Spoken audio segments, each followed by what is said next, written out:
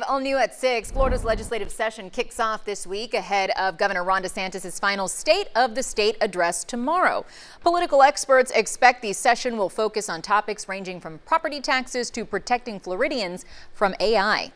CBS News Miami's Morgan Reiner is your reporter in Coconut Grove, talking to residents about what they think the biggest issues Floridians are facing.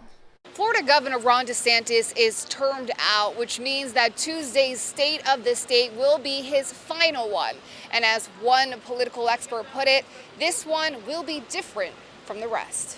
We hit the streets to ask South Florida residents what they believe the biggest issues in the state are. I moved from New York because I was looking for a kind of a cheaper alternative, but now I'm here. Prices seem very similar to New York. The common answer, housing costs. Homes at 10 years sold for in hundreds of thousands are pushing the millions now. There's nothing for sale, even if there is, especially around these areas. It's a bit too expensive. Which is not a surprise to University of Miami political science professor Gregory Koger, who said housing will likely be on the governor's State of the State agenda.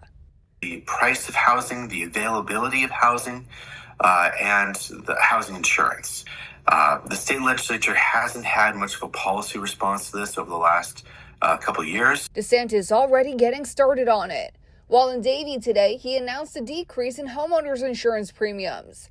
Koger said unlike years prior, where DeSantis has had a large Republican majority that has been fairly compliant in the state legislature, the governor is now facing resistance. One of his leading items is to try to force local counties to reduce their property taxes without much of an answer of like how would they replace that tax base and continue to provide, the services that they owe their constituents. The other topic he expects resistance on, redistricting, which DeSantis has already called a special session on. President Trump and his White House has pushed Republican-dominated states to redraw district lines in the middle of a census period, which is legal but really, really unusual. They think the Democrats are going to have an advantage, and they're trying to offset that by squeezing out more congressional seats from the same number of Republican votes. It's dangerous to Republicans because it means that the ones who are in office will have fewer